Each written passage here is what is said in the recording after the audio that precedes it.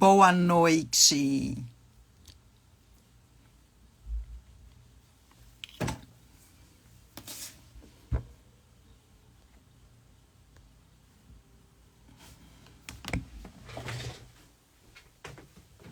Vamos passear um pouquinho.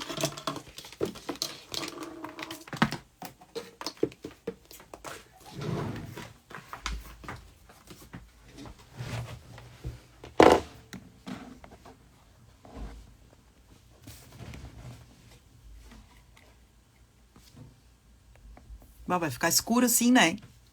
Assim fica mais claro.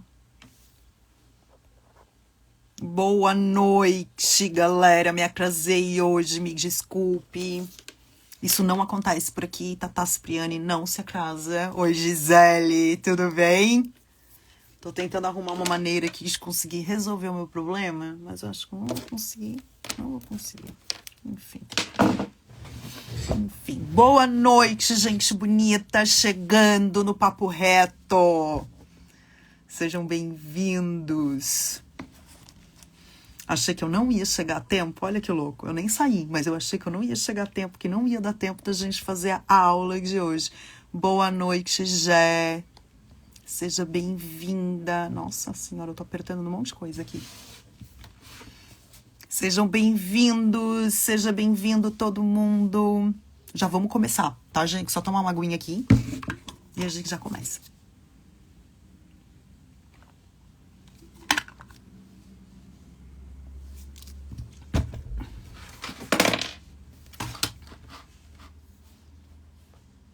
Boa noite, gente bonita da minha vida. Mais um Papo Reto começando por aqui, né? Eu sou Tata Cipriani, psicóloga clínica e especialista em adolescentes e famílias, terapeuta cognitivo-comportamental. E aqui, nesse perfil, eu descomplico a adolescência para que você possa ter mais confiança, conexão e segurança na sua relação com seu adolescente. Olha que maravilhoso. E esse é o Papo Reto. O Papo Reto é a aula ao vivo que acontece toda segunda-feira às 20h30 por aqui. Nós já estamos na nossa terceira temporada de Papo Reto. É uma série de aulas que tem o propósito aí de trazer para você informações relevantes sobre educação, comportamento, desenvolvimento e saúde mental e emocional do adolescente. Boa noite, Daiane! E a gente vai junto aqui no Papo Reto até o finalzinho de outubro com bastante conteúdo. Então fica aqui, Jéssica. Se tu tá passando um bocado por aí, fica aqui comigo. E a aula dessa semana eu quero conversar com você sobre um assunto bem importante, né? Que são os rótulos aí que recebemos ao longo da vida. E como é que isso está impactando o desenvolvimento do filho. Hoje eu compartilhei lá no Stories uma experiência, né, que eu vivi. Compartilhei a minha experiência com o rótulo que eu recebi aí na infância, né? Aos 9 anos. E compartilhei também como foi que essa situação acabou desencadeando aí em mim, né? O gatilho de ansiedade que durou 25 anos aí, o meu transtorno de ansiedade. Rótulos, gente, são poderosos, né? Eles podem destruir a vida de uma pessoa, se a gente parar para pensar. Vamos olhar para isso um pouquinho? Para que serve um rótulo, né? Quando a gente para pensar em rótulos, eu tenho aqui uma manteiga de cacau com um rótulo que eu até já arranquei a metade dele, tá? Mas para que serve esse rótulo que tá aqui? O rótulo serve para nos contar todas as informações a respeito desse produtinho aqui. Ele serve para mostrar para que o produto serve. Então, se eu vou lá e eu pego a manteiga de cacau, eu tô vendo aqui, na manteiga de cacau, o que tá escrito aqui no rótulo, eu sei o que é. Que é um produto que vai trabalhar o ressecamento dos meus lábios. Se eu for ao supermercado, por exemplo, e pegar um potinho de maionese, vai estar escrito lá no rótulo, né? Maionese. Eu sei o que eu tô comprando, o que eu tô levando para casa. Estou comprando uma maionese. É a mesma coisa com o filho. Quando eu coloco um rótulo no filho, eu estou determinando o que esse filho vai ser, o que ele é. E é muito difícil lidar com os rótulos que a gente recebe na vida. A sociedade nos ensina desde muito cedo a organizar tudo dentro de caixinhas, inclusive o comportamento do outro. A gente vai criando várias regrinhas aí dentro da nossa cabeça para aquilo que é aceitável no comportamento do outro. E aí a gente acaba passando por um desafio muito grande aí nessa questão de educar os filhos, né, dentro de uma sociedade que exige o quê? Perfeição, né? Olha que louco, ninguém é perfeito, nossa, que doido isso, né? E aí rotula-se uma criança e um adolescente com margem e expectativas que foram construídas socialmente.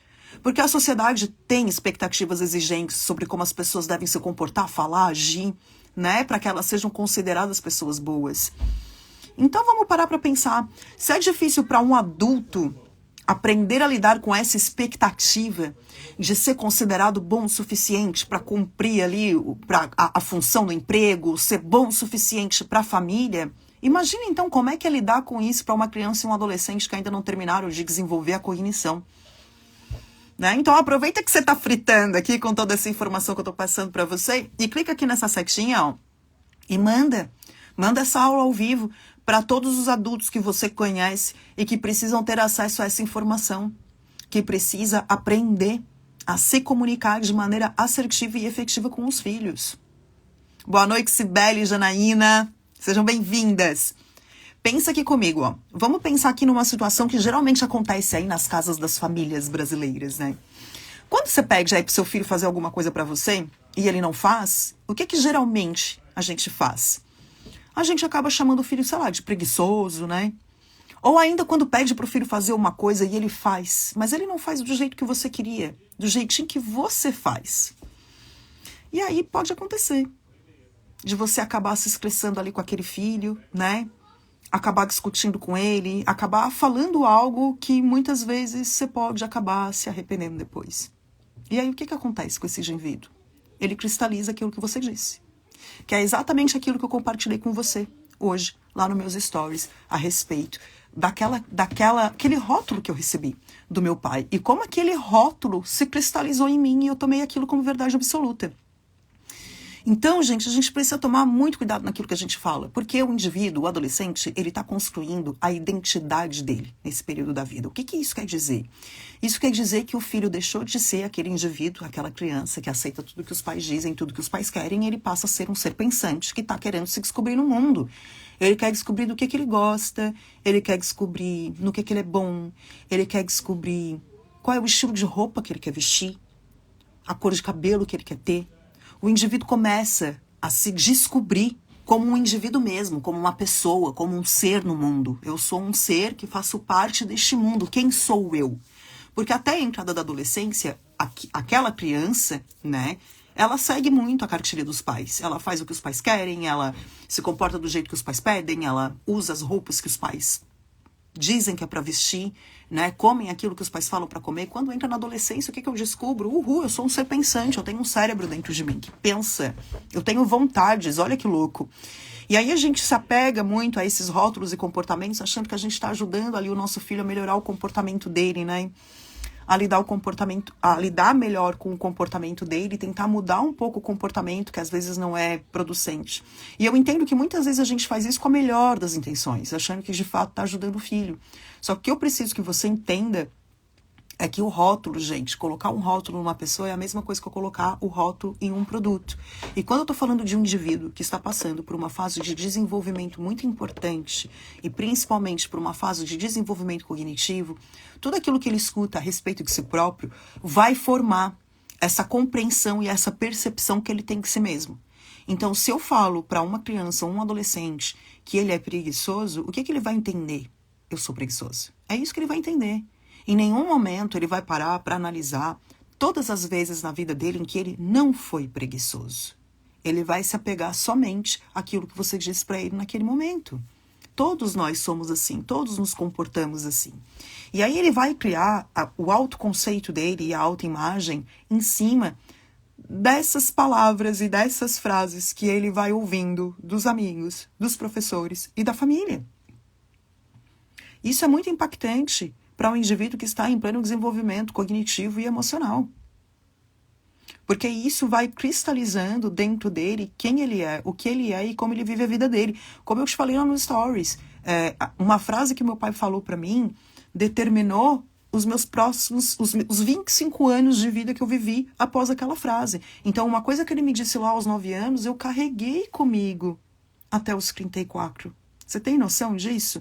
E isso vai acarretando vários comportamentos que a pessoa vai tendo em relação àquele rótulo que ela recebe. Porque se eu sou um filho que escuto o tempo inteiro que eu sou preguiçoso, o que você acha que eu vou fazer? Eu tenho que me comportar de acordo com aquilo que esperam de mim. O que estão esperando de mim? Preguiça. Estão esperando isso de mim. Se eu falo o tempo todo que meu filho é rebelde, o que ele vai ser? Ele vai ser rebelde, porque é isso que estão falando dele, é isso que ele escuta sobre ele. Então ele precisa se comportar de acordo com o rótulo que ele recebeu. Porque ele pega aquele rótulo para ele toma para si aquele rótulo. É muito importante entender esse processo de autoconceito e autoimagem. O indivíduo está se descobrindo, ele está descobrindo quem ele é, gente. Isso é muito importante, muito importante. Não é quem os pais querem que ele seja, é quem ele quer ser. Não é o tipo de programa de TV que os pais querem que ele assista, é o programa de TV que ele quer assistir, que ele gosta de assistir. Não é a roupa que os pais querem que ele use, é o estilo de roupa que ele quer usar. Por isso que às vezes a gente tem adolescentes aí que vão oscilando bastante, né? Passa um período da vida em que é nerd, no outro período já é emo, no outro já é hippie, quer vender a arte na praia, porque ele está se descobrindo. E a gente precisa permitir esse espaço para que ele se descubra. Porque o rótulo vai determinar características de personalidade dele, mesmo que ele não tenha aquela característica de personalidade. Ele vai concretizar aquilo. Ele vai acreditar que ele é aquilo. Então, como eu mesma disse lá no Stories, se tu é chamado de burro, cara, pra que tu vai te esforçar se todo mundo já acha que tu é burro? Todo mundo já espera de ti esse comportamento, um comportamento de tirar nota baixa, de não conseguir entregar os trabalhos na escola. Todo mundo espera de ti esse comportamento. Então o indivíduo cristaliza aquele rótulo que ele recebeu. E é isso que ele leva para a vida. É aquele rótulo que ele ouviu e que ele recebeu. E ele vai se comportar de acordo com aquilo. De acordo com o que foi dito para ele a respeito do comportamento dele. O que os pais precisam entender é que um comportamento não é definição de caráter, de personalidade, de nada. Quantas vezes durante a última semana você teve comportamentos preguiçosos? Porque a gente não está disposta 24 horas por dia, 7 dias na semana. Você não concorda comigo? Eu tenho momentos em que eu tô preguiçosa. Eu tenho momentos em que eu quero acordar de manhã, quero ficar deitada na cama, não quero nem tirar o pijama, quero passar o dia inteiro deitada vendo televisão. Eu tenho momentos que eu estou assim, geralmente dias de folga, né, lógico, e com chuva. Mas tem momentos em que eu também estou assim. Eu sou uma pessoa preguiçosa? Não, eu não sou. E quem me conhece sabe que não, porque eu vivo com os dedinhos ligados na tomada, fazendo 1001 coisas. Só que eu também tenho momentos em que eu estou preguiçosa. Então a gente precisa entender que o comportamento que o filho está apresentando ali naquele momento não define quem ele é. Porque para pensar comigo. Cara, você é preguiçoso porque não arrumou o seu quarto. Eu tô definindo quem o meu filho é porque ele não arrumou o quarto dele? E aí eu tô invalidando todo o restante? Tudo aquilo que ele é? Eu tô invalidando que de repente ele é uma pessoa muito perspicaz, ele é gentil, ele é carinhoso, ele é respeitoso, ele é inteligente, olha só. E aí você se concentra em um único aspecto, na preguiça.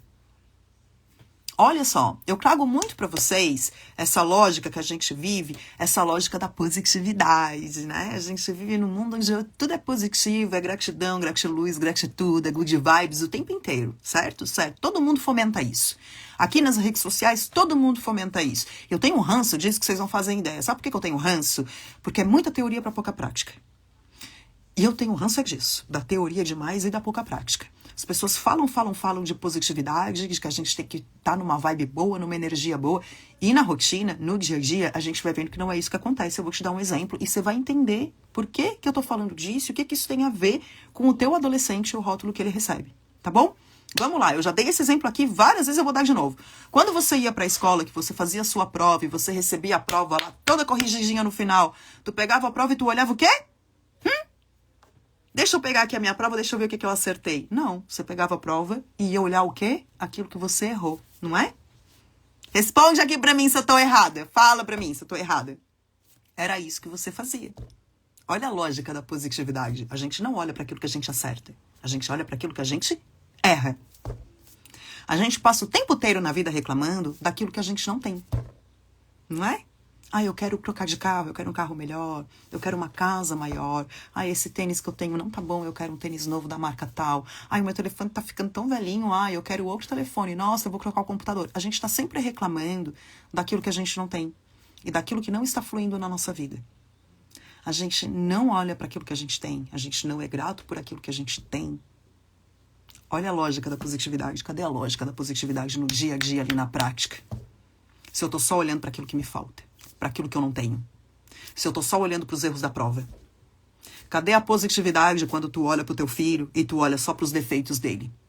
E tu não olha pras características positivas que ele tem, pras habilidades que ele tem, pros valores que ele tem. O que a gente faz o tempo todo? A gente só reclama, cara. A gente só reclama o tempo inteiro e coloca defeito nas coisas.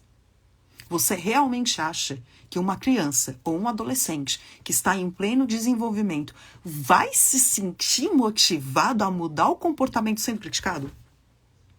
Responda essa pergunta aí pra ti. Tu te sente motivado a mudar o teu comportamento quando alguém te critica? Quando o teu marido te critica? Quando o teu chefe te critica? Quando um colega de trabalho chama a tua atenção? Tu te sente motivado a querer fazer melhor? Tenho certeza que não. Ninguém se sente. Pelo contrário, a gente se sente humilhado. É assim que a gente se sente. E aí a gente vai pra casa e rotula o filho pra que ele se sinta humilhado também. Cadê a lógica, gente? Não faz sentido nenhum. Pelo contrário. Sabe o que você vai desenvolvendo aí? Você vai desenvolvendo traumas, feridas emocionais, transtornos. É isso que a gente vai desenvolvendo quando a gente rotula. A gente vai jogando na cara todas as incapacidades, todas as dificuldades, todos os desafios. Difícil, né? Difícil a gente conseguir uma mudança de comportamento quando a gente está só olhando para aquilo que é negativo. O que vocês... Eu vou tomar uma água, gente. O que vocês acham disso? Tá fazendo sentido, gente? Responde aqui pra mim. Responde aqui pra mim, que hoje eu tô meio devagar, tá? Responde aqui pra mim. Eu fiz todo um script bonitinho, anotei ponto. Preciso falar disso, preciso falar isso, preciso falar isso. Consultório de tarde que esqueci lá. Mas tudo bem.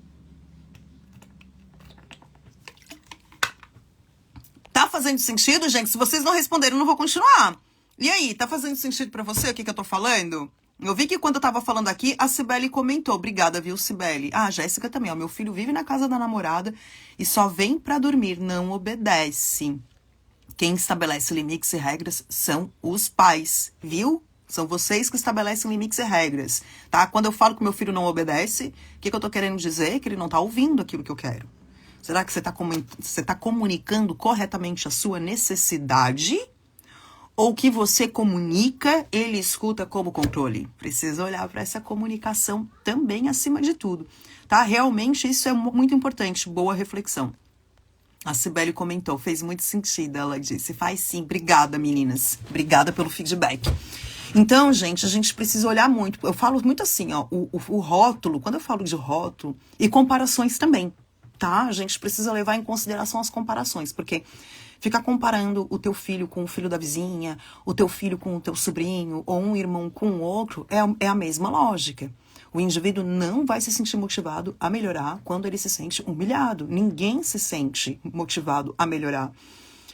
O que dói mais é quando os outros dão os rótulos. Sim, dói muito, Daiane, só que se a gente trabalha a questão de maneira consciente em casa e a gente tá apontando habilidades, tá desenvolvendo elas e o filho tá num nível de autoconhecimento bacana, ele sabe quais são as habilidades que ele tem, as características de personalidade, a gente empodera ele para que ele consiga lidar com os rótulos que recebe na rua. Porque ele sabe que ele não é aquilo que estão falando dele. Então, quando o indivíduo se conhece, quando ele tem uma percepção positiva de si mesmo, ele não se deixa abalar por aquilo que os amigos falam na rua. Ele se blinda porque ele se conhece. Ele sabe quem ele é, no que ele é bom, quais são as capacidades dele, e ele também sabe quais são as limitações. E aí ele consegue trabalhar em cima das limitações. Por isso que é importante ter esse trabalho de desenvolver habilidades dentro de casa e permitir que o ambiente familiar seja propício para isso, tá? E as comparações também causam bastante impacto, né? Porque a gente precisa pensar o quê? Eu tenho 5 dedos na minha mão, 5 dedos na minha mão. Nenhum deles é igual. Todos os meus 5 dedos são diferentes. Inclusive aqui, ó, 2 mãos iguais, os meus dedos são diferentes de uma mão para outra. Eu não tô te apontando o dedo não, mas aqui esse dedo aqui é mais torto do que esse. Então, por exemplo, a gente tem diferença nos dedos. Se eu tenho diferença nos meus 5 dedos, que são todos meus, todos nasceram junto comigo, como é que um filho não vai ter diferença pro outro? Claro que tem, gente. Claro que tem. E comparações não deixam com que ele se motive, faz com que ele se sinta pior, com que ele se sinta incapaz, com que ele não seja bom o bastante. Se tu fica comparando o teu filho com outra pessoa, o primo, um sobrinho, né, um um irmão, um vizinho, ele deixa de tentar, querer fazer melhor e querer se desenvolver, né, de alguma maneira, porque ele sabe que ele nunca vai chegar naquele padrão que é esperado dele. Ele nunca vai suprir a sua expectativa de atingir o mesmo grau que a outra pessoa, de estar no mesmo nível da outra pessoa. Então ele acaba desistindo de si mesmo antes de tentar. Ele não tem nem essa motivação para tentar, porque ele já sabe que ele não vai conseguir. E a gente precisa lembrar também que essa geração de adolescentes que a gente tem hoje no mercado, é uma geração muito diferente daquela que nós fomos. É uma geração que não sabe lidar com a frustração, é uma geração que não tem resiliência nenhuma, é uma geração que não tem muitas habilidades desenvolvidas aí também. Então a gente precisa focar muito nisso, trabalhar muito essas questões para que a gente possa empoderar esses adolescentes, tá bom? Outro ponto importante que eu queria trazer para vocês em relação à questão dos rótulos, eu falei, né, da importância de não rotular e quais são os impactos negativos em relação a você dar um rótulo negativo para o seu filho. Só que a gente também precisa pensar que às vezes a gente acha que a gente está falando alguma coisa positiva em relação ao comportamento do filho, mas isso pode trazer um efeito contrário, né? Isso pode ter um efeito rebote, digamos assim. Eu já escutei, por exemplo, algumas vezes, tá? Que eu sou a filha que não dá trabalho. Eu já ouvi, isso depois de velha, tá, gente? Depois de grande, tá? Não depois de velha, depois de grande. Eu já ouvi falar que eu sou a filha que não dá trabalho. E aí, tu sabe que uma vez eu tava numa sessão de terapia e foi muito louco, assim, que nos primeiros 5 minutos da sessão de terapia, eu entendi qual foi o impacto dessa frase na minha vida. E por que que eu, olha só, e por que que eu me comporto do jeito que eu me comporto. Depois que eu ouvi isso, eu fui percebendo, né, depois que eu fiz essa sessão de terapia, eu percebi que a partir do momento que eu comecei a ouvir essa frase de que eu era a filha que não dava trabalho, eu simplesmente me blindei para os meus problemas. Então, o que que acontece? Como eu sou a filha que não dá trabalho e eu cristalizo esse comportamento, porque você vai ouvindo, você vai cristalizando, né? Porque é bom ouvir isso, não é? Nossa, a Thalita é a filha que não dá trabalho. Nossa, eu fiquei tão feliz, deu até um orgulhozinho assim aqui dentro, fiquei pensando, chupa agora, né? Dá vontade de mandar um beijinho no ombro pras irmãs, assim. Mas ela é a Thalita é a filha que não dá trabalho. O que a Thalita passa a fazer a partir disso? A Thalita passa a não falar mais sobre os problemas dela e não levar mais os problemas dela para a família, porque a Thalita é a filha que não dá trabalho. Se eu sou a filha que não dá trabalho, logo eu não posso dar trabalho. E aí o que que acontece? Fico internalizando isso, lidando com os meus problemas sozinha, sem dividir com os outros. Quando as pessoas ficam sabendo do problema que eu enfrentei, já passou, já resolveu, já tá tudo definido, já não tem mais nada para lidar. Vocês acham que isso é uma coisa positiva? Eu lidar com isso tudo sozinha? É importante a gente ter uma rede de apoio, ter alguém para dividir as questões da gente, ter alguém para conversar, né? Às vezes você tem uma percepção, a pessoa tem outra, você pode casar as duas percepções, pode tentar ampliar a sua percepção e tentar ver uma outra perspectiva, um outro ponto de vista que às vezes você não estava vendo. Você divide o sofrimento, você não precisa ficar naquele sofrimento psicológico sozinho, você tem suporte, você tem apoio, né? Só que frases que você vai ouvindo podem acabar condicionando o seu comportamento. A gente precisa lembrar que todo rótulo é um reforçador de comportamento. E quando a gente olha para a análise do comportamento, para os reforçadores, a gente tem reforço positivo e negativo. Então, ouvir que você é preguiçoso é um reforço negativo.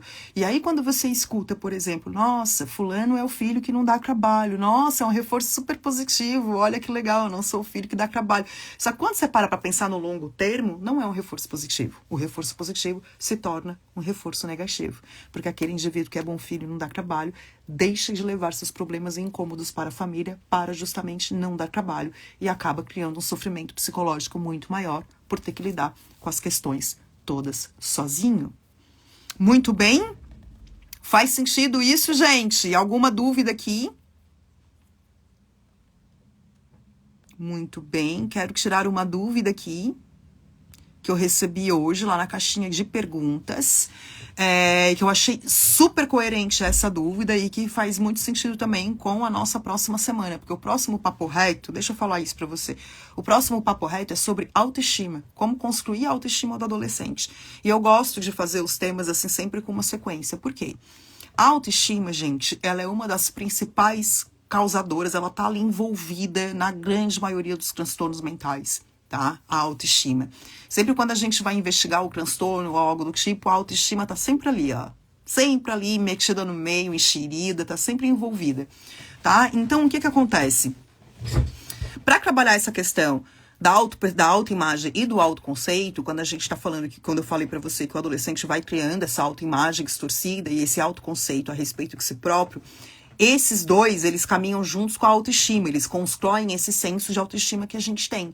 Então, se o adolescente acaba formando essa imagem distorcida de si, logo ele acaba tendo uma autoestima baixa. Então, a gente precisa trabalhar todo o contexto para que ele consiga melhorar a autoestima dele.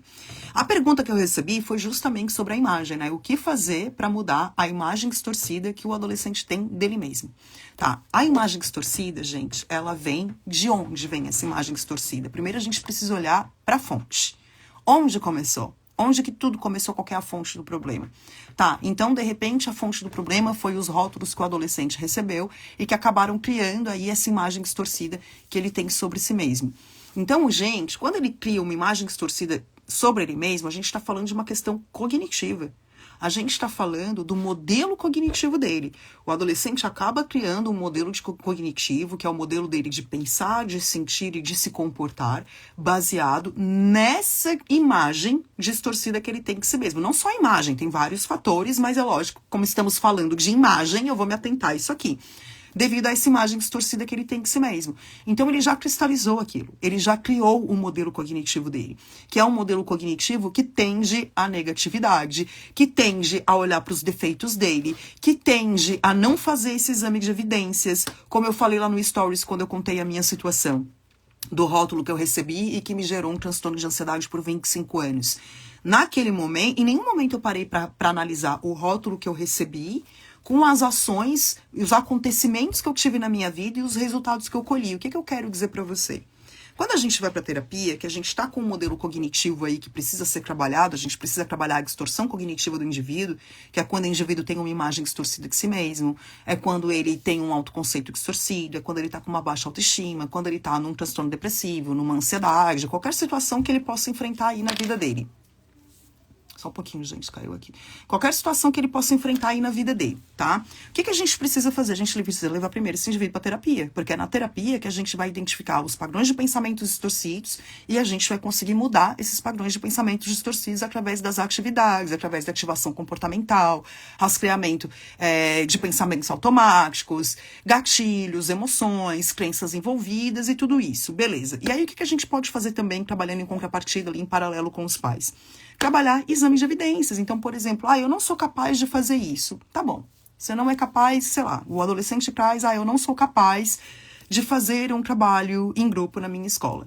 Então, a gente vai fazer um exame de evidências e tentar levantar. Quantas vezes que você teve que fazer um trabalho em grupo na escola, tá? Quantas vezes que você não deu conta de fazer um trabalho em grupo na escola? A gente vai evidenciando os comportamentos. Literalmente, a gente vai correlacionando um com o outro, coloca na balança. Tá, e aqui, você deu conta aqui? Aqui eu dei conta de fazer, tá bom. E aqui nessa situação que aconteceu aqui, você deu conta de fazer? E eu também dei conta de fazer. Então, quando é que você não tem a capacidade de fazer um trabalho em grupo? A gente vai mostrando para ele, através das próprias ações, do próprio comportamento dele, que aquilo que ele está trazendo não é coerente com as atitudes dele.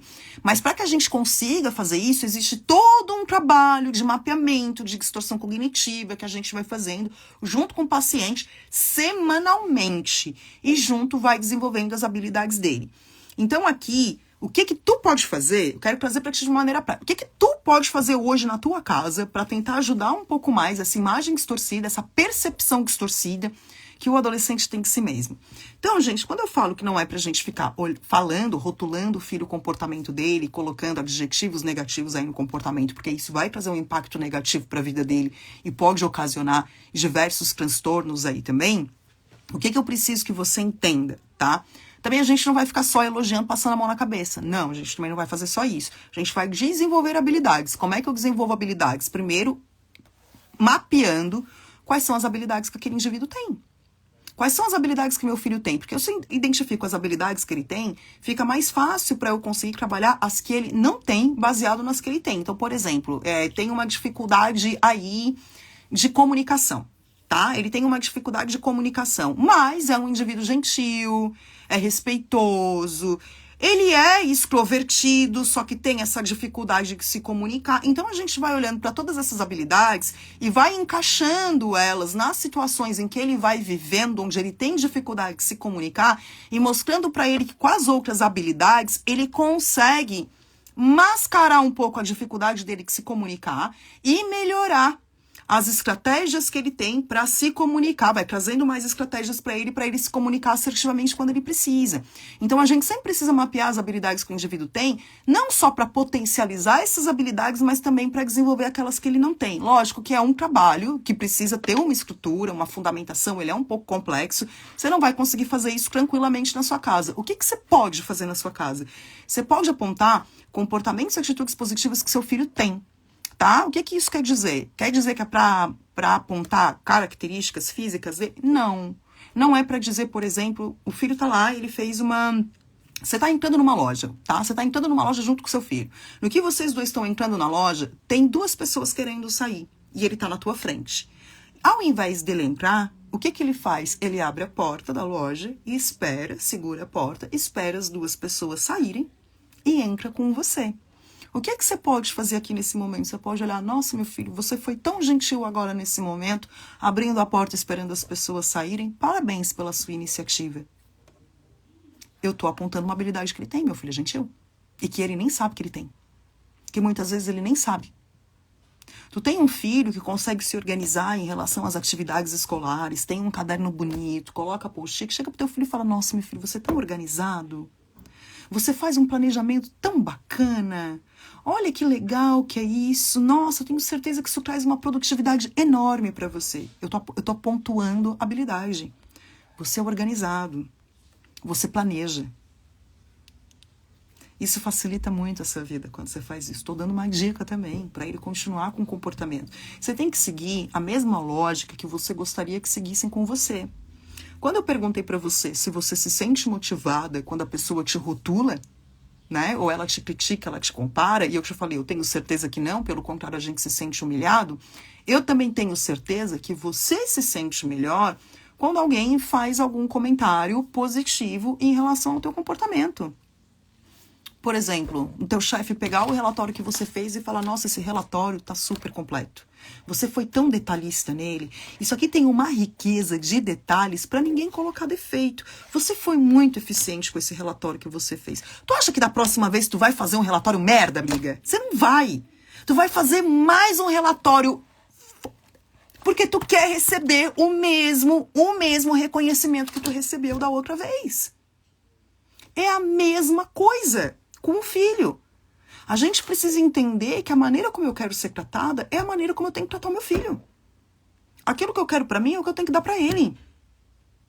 Se eu gosto de escutar palavras positivas, se eu gosto de ouvir as pessoas apontando minhas habilidades, minhas características, né, pessoais e de vida, e se eu gosto que a pessoa faça isso comigo, por que tu acha que teu filho vai se sentir motivado quando tu fica apontando o dedo pra criatura o tempo inteiro e falando mal dele?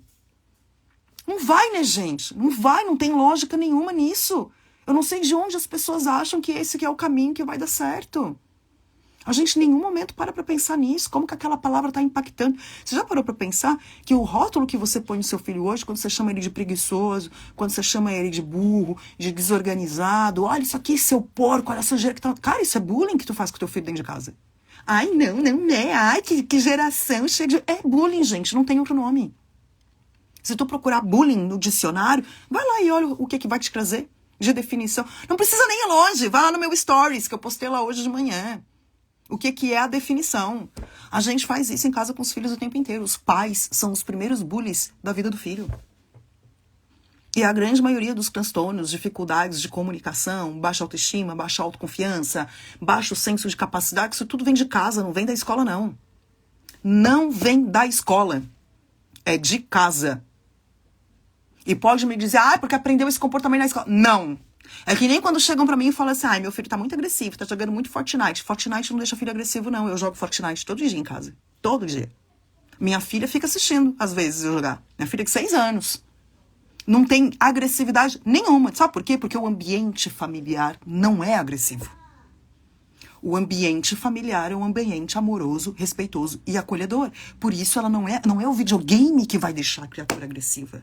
Não adianta falar que o videogame tá deixando agressivo quando tu, o teu marido, sei lá, tua mãe, as pessoas que moram na tua casa, passam o tempo inteiro gritando, brigando, surtando, xingando a pobre criatura. É isso que torna o indivíduo agressivo. E não o videogame que ele tá assistindo, não o filme que ele tá vendo. O videogame pode, sim, né, escalonar o comportamento. Né? Ele pode, mas ele não é a fonte do comportamento. Assim como a escola também não é. Porque se tu tem um ambiente saudável em casa, por mais que o ambiente escolar seja adoecedor, o indivíduo sabe que ele tem a base em casa, ele tem o acolhimento, ele tem a validação, ele tem empatia, ele tem respeito.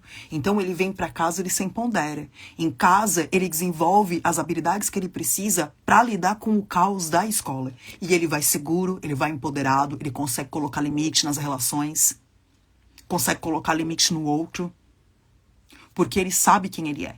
Ele sabe quais habilidades que ele tem. E ele sabe que em casa ele tem um ambiente saudável e pessoas que vão supervisionar e sustentar ele no caminho. Tudo começa... então tudo é culpa dos pais. Não tô falando que tudo é culpa dos pais. Até porque muitas vezes os pais não têm a informação necessária para fazer as mudanças que precisa fazer, né? Para que o filho melhore o comportamento, para melhorar a conexão, para que possa de fato haver uma transformação da relação. Eu acho que as pessoas são sim responsáveis quando elas têm a informação e elas escolhem não fazer nada com a informação que receberam. Então eu tenho essa informação, eu sei que rotular o meu filho não é legal, porque isso pode desenvolver vários transtornos nele, ele pode desenvolver uma depressão, uma ansiedade, um transtorno obsessivo-compulsivo, ele pode ter baixa autoestima, baixa autoconfiança, ele pode acabar indo mal nos estudos, ele pode ter dificuldade de relacionamento com os outros. Mas e daí? Não tô nem aí, vou continuar rotulando mesmo, porque meu pai e minha mãe também me rotularam, e eu tô aqui inteiro. E aí você perpetua o ciclo. Você vai perpetuando o ciclo, porque você acha que como fizeram com você, você tem o direito de fazer com o outro também. Isso sim eu chamo de culpa. Culpa é quando você tem a informação e você não faz nada sobre ela. Você está sendo negligente. Olha, como melhorar a conexão? Várias maneiras. Para eu te responder essa pergunta, primeiro eu preciso entender o que não está caminhando direito aí na tua casa. Eu ia precisar investigar os relacionamentos de todo mundo, a comunicação de todo mundo, quando que a coisa começou a dar errado, quais foram os eventos que permearam aquele momento. Eu preciso fazer uma investigação mais profunda, porque cada indivíduo é único. Não existe uma fórmula que vai funcionar para todo mundo. Porque cada um tem feridas diferentes, tem crenças diferentes, traumas diferentes, necessidades diferentes e demandas diferentes. Então eu preciso olhar para essas necessidades e demandas para poder te responder essa pergunta. Como melhorar a conexão? Mas, se eu fosse te dar uma receitinha milagrosa para dar uma amenizada na situação, o que eu posso te dizer aqui? Fala menos e escuta mais, mãe. A gente fala demais, a gente fala o tempo todo, a gente tá sempre falando, a gente tá sempre dando palestra, achando que falar, nossa, vai resolver a vida da criatura. Não vai resolver nada, muito pelo contrário. Ele não escuta.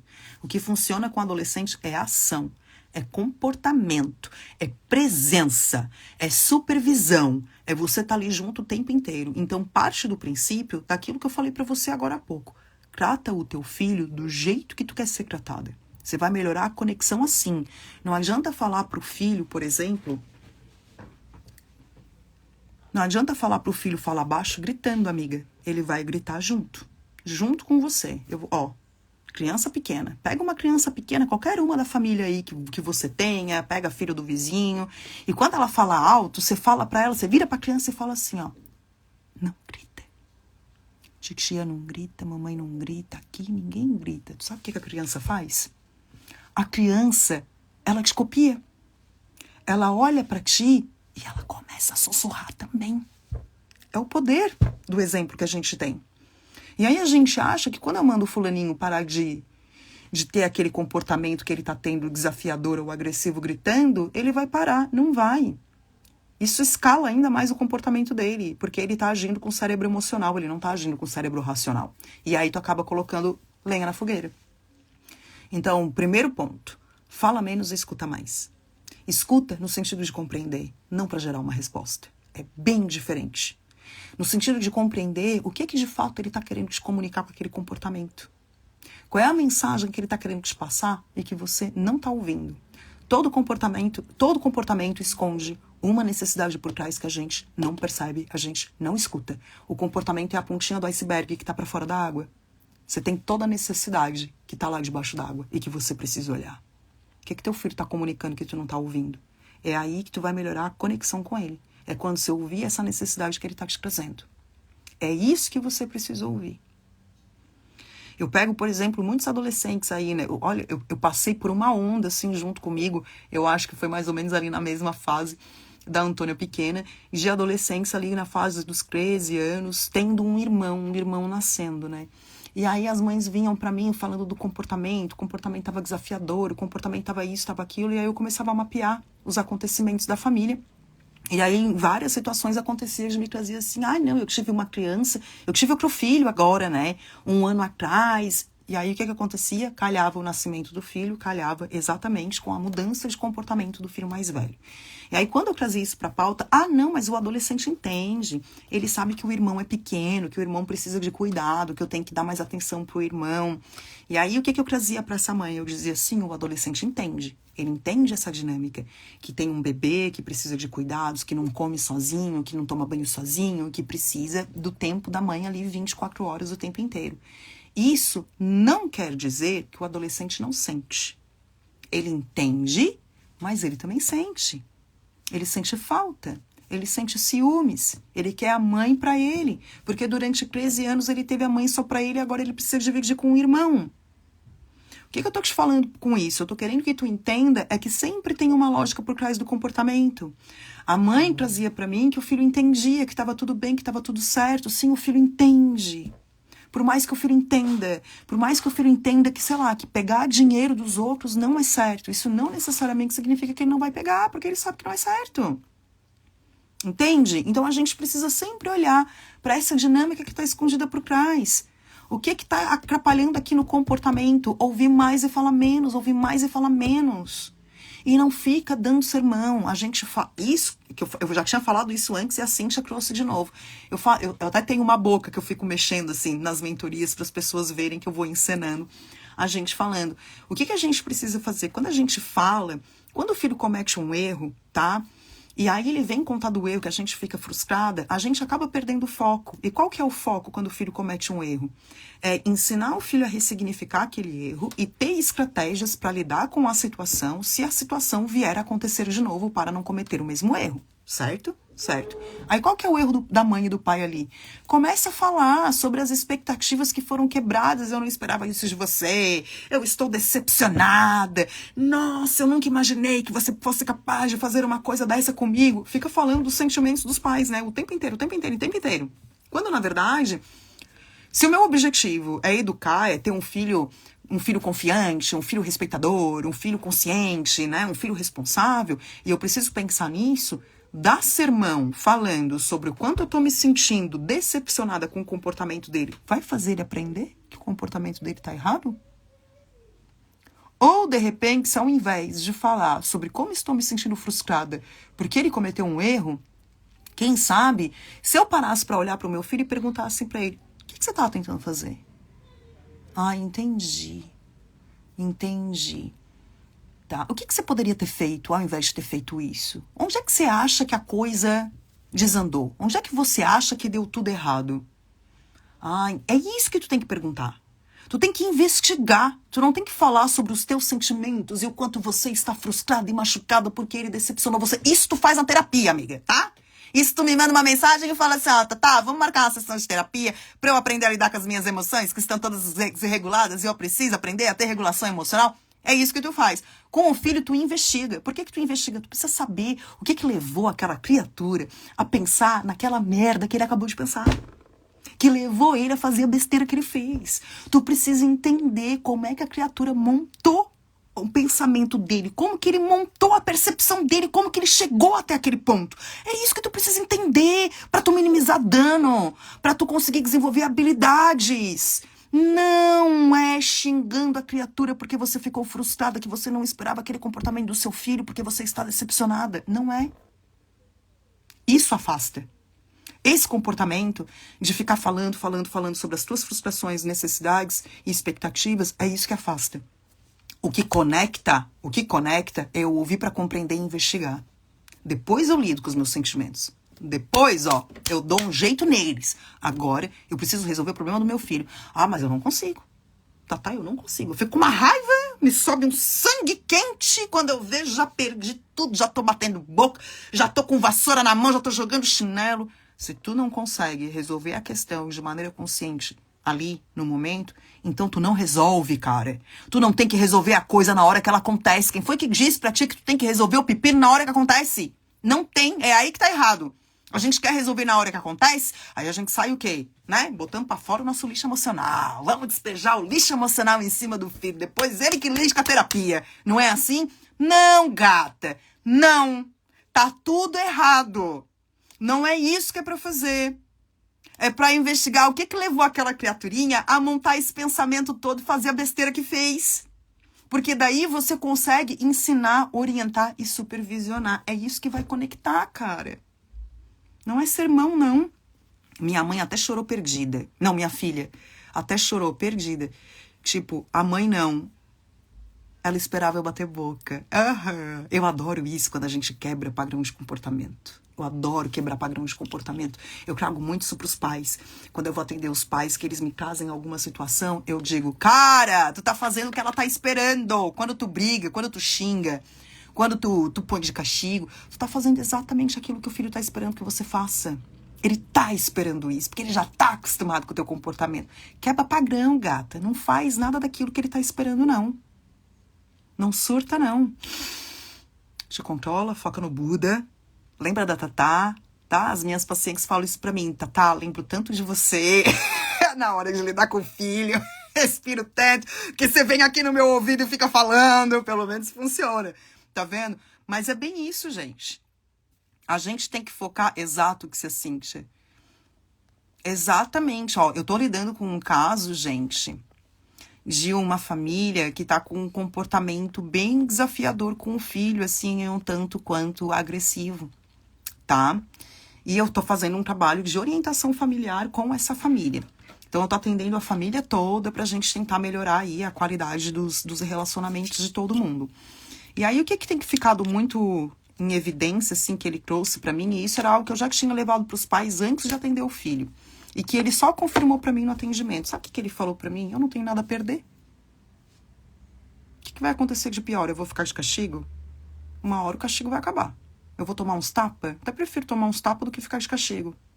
Mas eu não tenho mais nada a perder. E ele tá certo, ele não tem mais nada a perder. Ele já perdeu tudo. Ele já perdeu a liberdade dele, ele já não pode mais sair, ele já não tem mais celular, ele não tem mais nada. Ele é um adolescente que perdeu tudo. E agora o comportamento dele está ainda mais desafiador, por quê? Porque ele não tem mais nada a perder. Entende? Então você fica aí punindo, batendo, e pro teu filho tá tudo bem. Eu lembro que eu passei por isso, eu pensava assim, o que meu pai vai fazer? Vai dar uns gritos comigo? Vai me dar uns tapas? Vai me botar de castigo? Tá. Daqui uma semana eu tô fora de castigo, passou, tá tudo bem. É isso que você quer pro seu filho? Ou você quer que ele faça a coisa certa porque ele sabe que está fazendo a coisa certa? Não fazer a coisa certa porque é isso que a minha mãe quer que eu faça.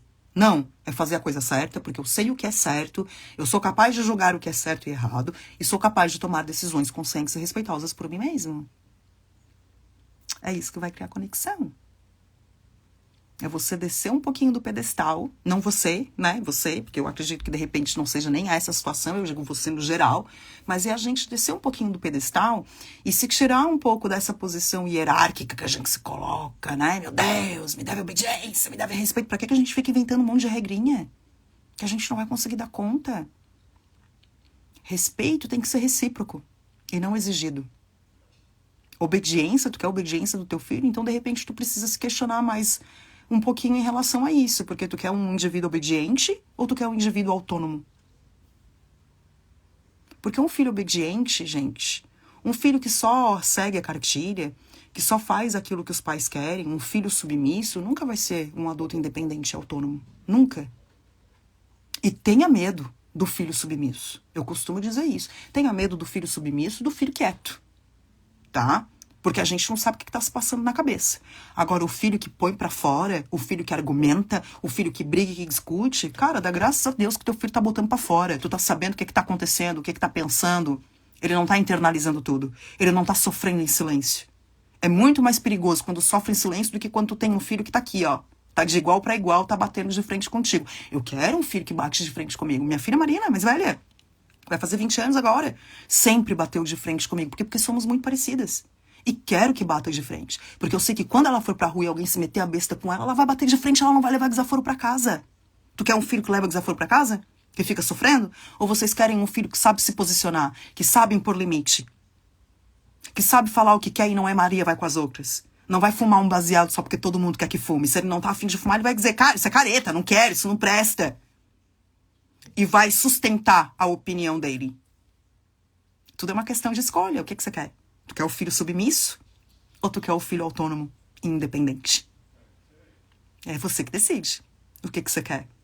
Porque o universo vai te dar exatamente aquilo que você pediu. Beleza, gente? Beleza? Tá respondida a pergunta. Nossa, desenrolei bem essa, hein? Sou eu, então. Não, não é não, gata. Não é. E se for, vem comigo. Vem comigo que nós vamos trabalhar isso, beleza? Gente, deixa eu falar uma coisa. Quero agradecer imensamente a presença de vocês. Eu sei que tempo é uma coisa escassa e muito rara. Então, pra você tá aqui, isso significa muito pra mim. Quando você tá aqui, quando você assiste a aula, quando você participa. É isso que me motiva a trazer cada vez mais conteúdo para vocês. Na quinta-feira, não vamos esquecer, a gente tem aí uma maratona de aulas ao vivo que estão acontecendo devido ao Setembro Amarelo. E o tema da aula ao vivo dessa quinta-feira é a depressão na adolescência. A gente vai conversar bastante sobre o que está acontecendo na cognição, né, durante a depressão. Será que depressão é frescura? Será que é mimimi? Será que é falta de uma pia cheia de louça para lavar? Ha! Vamos desvendar esses mistérios aí na nossa aula ao vivo de quinta-feira, só que quinta-feira o horário é diferente, é às 19 horas, tá bom? Eu espero você, muito obrigada, um beijo, um bom descanso, uma excelente semana. Gratidão enorme por estar aqui comigo.